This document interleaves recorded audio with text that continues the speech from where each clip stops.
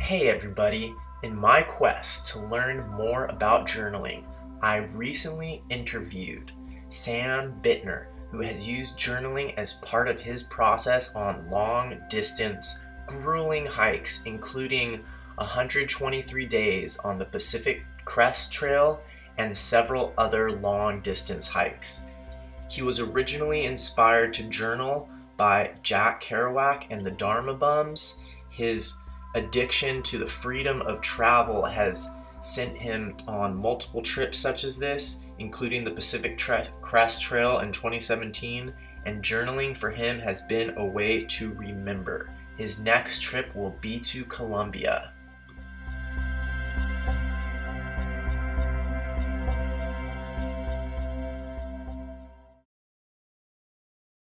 But it actually goes back really far in my life. I'm sure you're familiar with the author Jack Kerouac. Yeah. Yeah, so in high school, my best friend was really into like the beatniks and stuff, and so he got me into them. And so I read it, like Dharma Bum by Jack Kerouac, and I was like, oh, I have to do this. I have to do exactly this. And the reason I did the Pacific Crest Trail was I wanted to be a bum like Jack Kerouac. Because I was like, well, if I don't go to college and I'm just a homeless guy, then I'll just be a homeless guy who didn't go to college. Like, but if I hike the Pacific Crest Trail, then people will somewhat respect it. So like, maybe I should start off with that. Okay, so you read the Dharma Bums because your friend recommended it, and then that inspired you to not go to college, but do something that would be cool. Is that right? Yeah, I just wanted to do stuff like Jack Kerouac did, just like hitchhike around and just be like a bum and camp out. And instead of actually being a bum and hitchhiking around, I hiked the Pacific Crest Trail where I was a bum that people respected. Because it was like, oh, you're doing something. Nice. Okay, and then and then after that, you just got hooked on it, or what? Yeah, I mean, the Pacific Crest Trail came way after I read that book. I was like a sophomore and I read it. I remember the summer between sophomore and junior year, we wanted to go do some beatnik stuff. So I didn't tell my parents, and we took a bus all the way to Big Sur and just like camped out for 5 days hitchhiking around. So that would be like the first trip, but it wasn't solo. Yeah. Like I like got the foot in the door. Like okay, like I can do this with people, so I'll be able to do it alone. So what about that trip did you get hooked on? Just the freedom. I don't like travel. I love traveling, but I don't like traveling with schedules or like these like nagging things. Like, oh, I got to catch this flight. Like, have to make this and this and that. I don't like that. I just like to travel. And like be able to do whatever. And that's like the freest way to travel. Yeah. You just do whatever you want. Okay, and then so fast forward to the Pacific Crest Trail. How long was that trip? I finished in 123 days, but there was like some time before and after the trip where I was like heading to trail and road tripping home and stuff. Uh-huh. And so then at what point did you start journaling? So I knew that you can't remember every detail from 123 days journal. Actually, interesting enough, I kept the journal in the Big Sur trip also. Okay. But it wasn't the same. I did that. I wrote too detailed.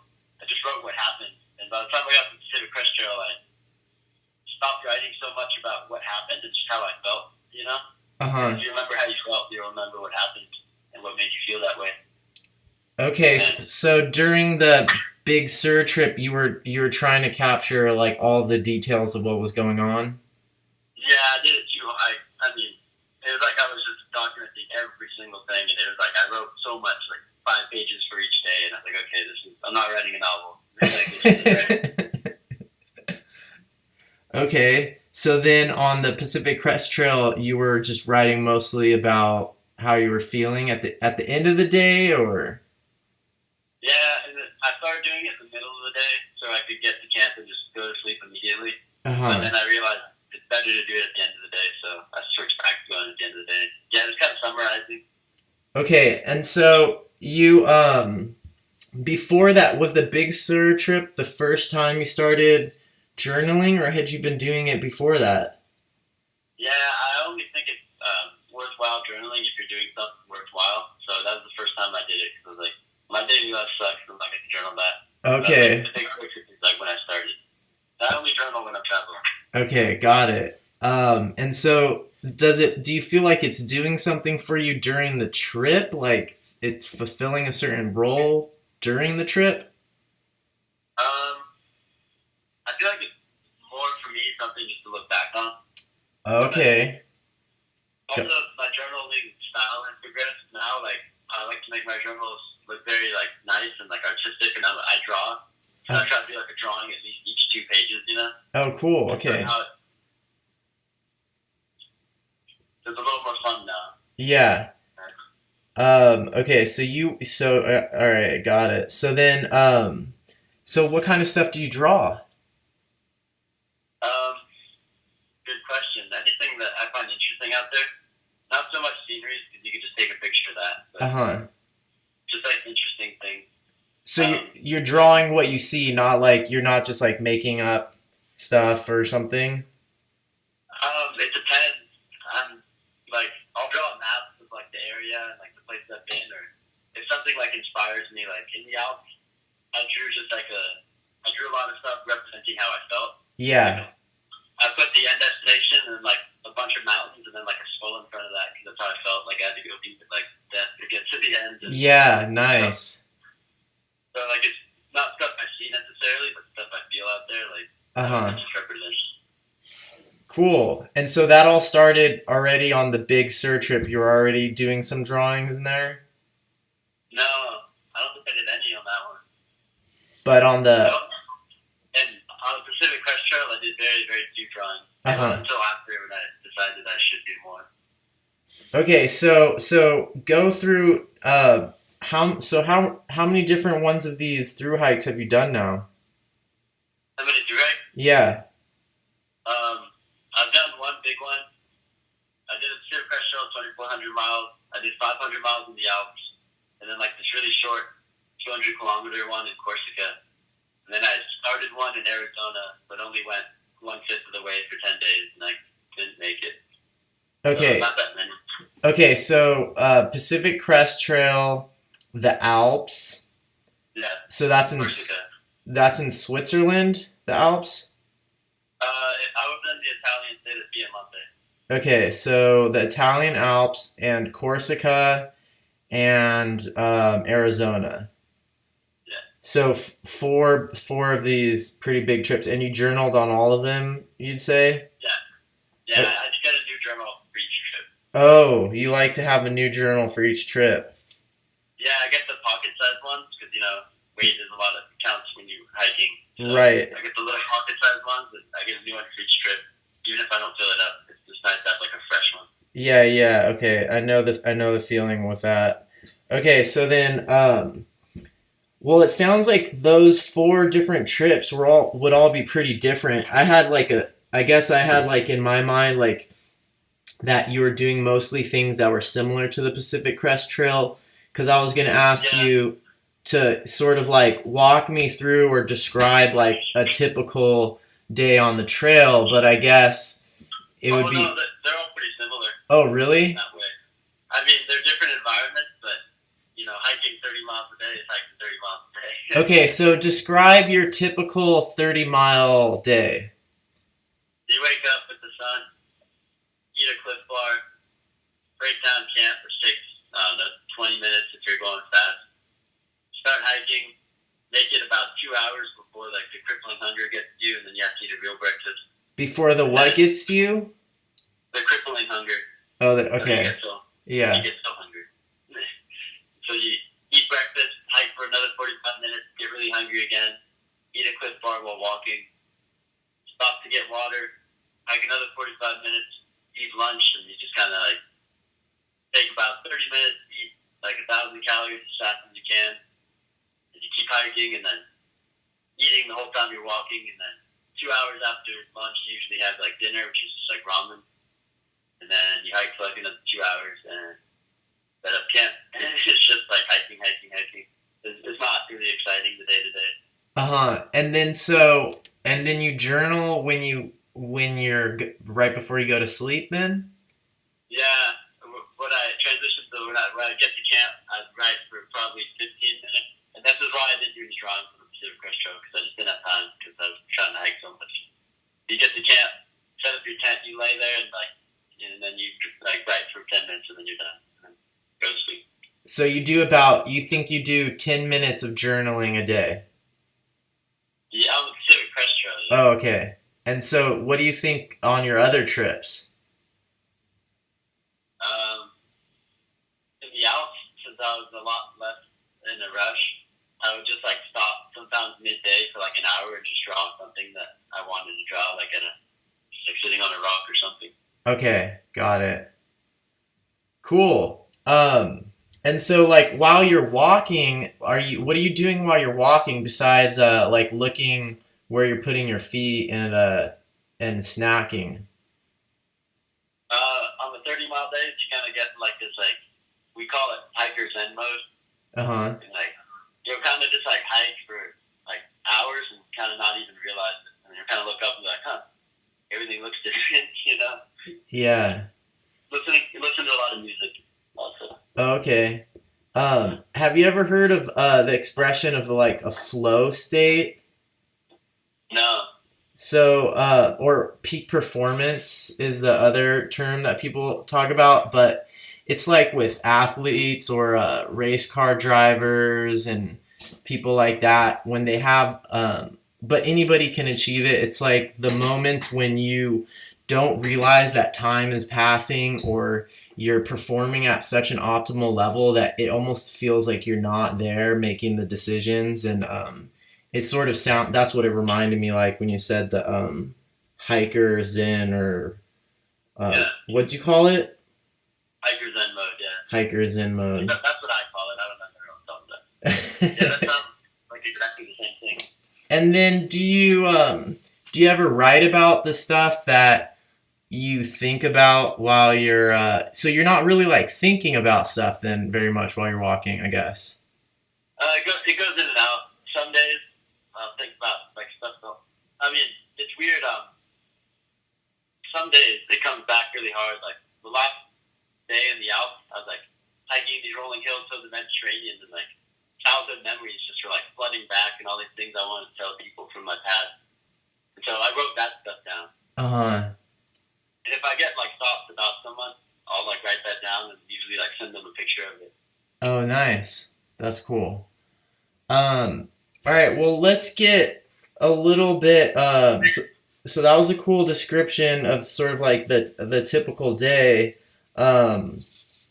What besides? It sounds like so far your journal's one of the main things your journal is doing is serving as like a record because you want to remember those moments. And do you feel like it helps you remember those moments because you're putting attention to the journaling while you're there? Or do you think it's like you're going to look back in the future at the journal to remember those trips?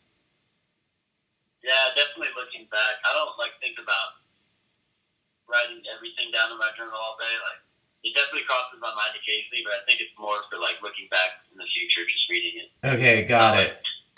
Yeah, the journal itself doesn't help you remember. I don't think.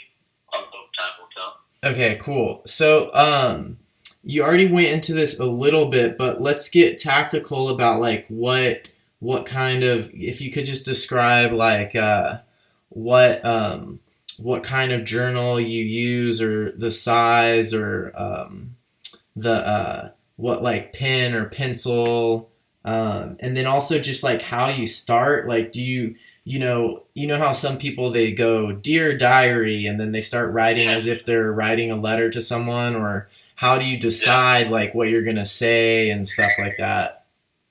So as far as the journal, I use like the pocket size one, the size of my hand, a moleskin. I always use moleskin. Uh-huh. So I like to put them all next to each other. It looks good if they're together. It's Yeah. arbitrary. Yeah. Yeah, and then I'm very specific about my pens. Actually, I use like a ultra fine Sharpie because it's waterproof in case the journal should get wet. Yeah. Uh-huh. And then a .5 mechanical pencil for drawing. It's better to have a smaller pencil. Uh-huh. And then I bring another pen that's even smaller than the Sharpie just for drawing. The Sharpie's just for writing, and the other pen's for drawing. I'm very specific. So you have two pens and a mechanical pencil. Yeah, and then like a big eraser. And a big eraser. Okay. Yeah, And yeah. a moleskin, like is it like 4 inch? Like how many inches wide do you think it? Hang on, let me get one. Okay.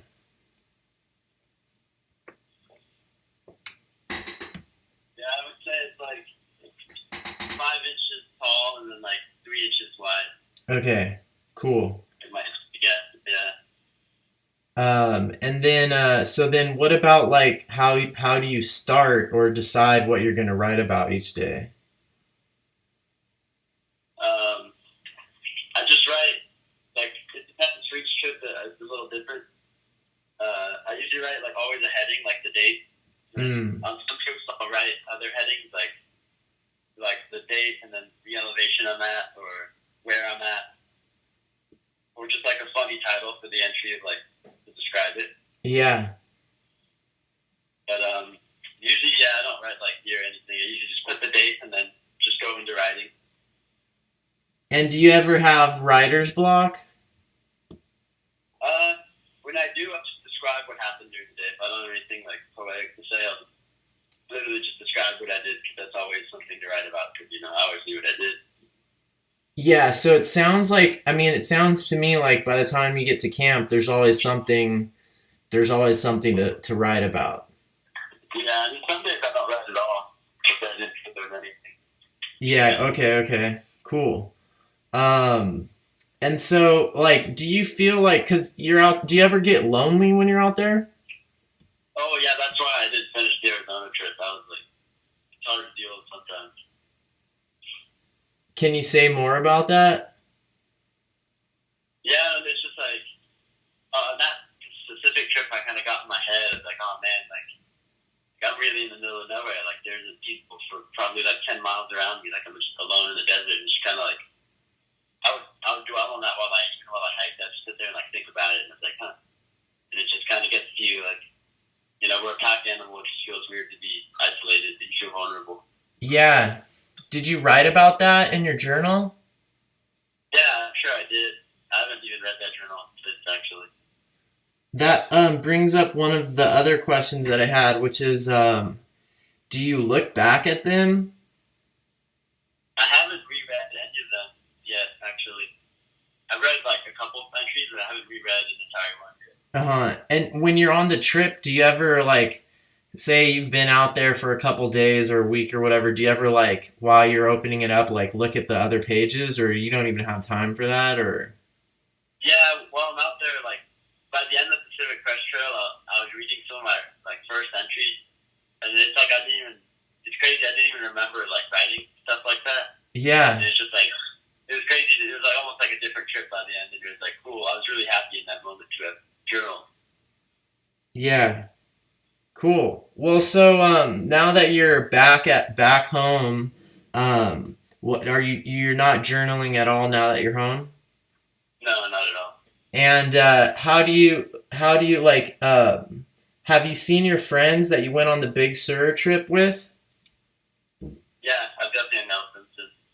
And what did they think about? Do they know about your journaling and stuff? My best friend, the one who got me into the beatniks and everything, he journals in his daily life actually. Uh-huh.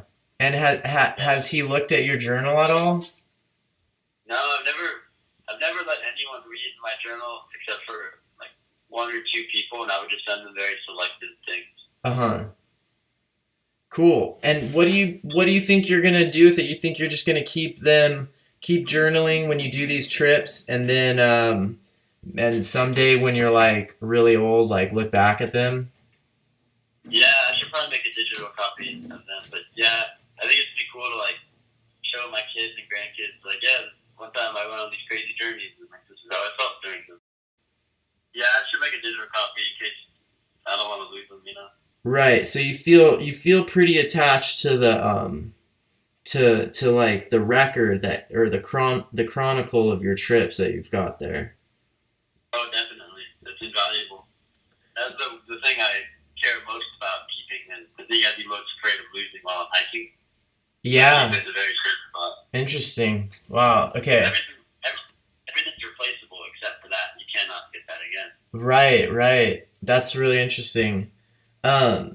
So what are you most excited about now? It sounds like you're working a lot, so I automatically assume you're like saving up money for another trip, but what are you most excited about right now? Yeah, so I have a plane ticket to Cartagena, Colombia Uh-huh. in January. So Nice. just working, and I will bring a journal for this too. And what are you gonna go on like a long hike or is it gonna what kind of travel are you planning on doing down there? I want to distance myself from hiking for a little while, just to prove to myself and everyone else that that's the only thing I can do. So yeah, I'm just gonna like live. I just want to get a volunteer job working on a farm, just live. Cool. A friend of mine just went down to Colombia on a one-way ticket. Yeah, Yeah. I that's haven't what I'm doing. I haven't been, but I'd love to go someday. I'll let you know how it goes and if it's worthwhile. I'm sure your friends will too. Cool. Yeah, she was asking me about journaling ideas and stuff for her trip because she wants to journal. So I didn't get a chance to interview her, but I will when Yeah, she gets back. Um, that's just Great. Well, it's been really awesome to hear about how you've used journaling on your trip, and I can't wait to hear about your Colombia trip. I'm sure that'll be awesome. And yeah. the coolest part for me is to hear like the excitement in your voice talking about it, and also just hearing about how your process has evolved over these trips and everything. So yeah, sounds great. All right. Well, that was a really fun and informational interview with Sam. It was also my first experience doing an interview like this over the phone. So, yeah, I'm definitely learning as I go. And what I'm trying to practice is starting things before I'm ready. So, I hope to evolve in this process of interviewing people. And my main goal is to learn more about journaling and to provide valuable content for other people who want to learn about how to use journaling in their lives.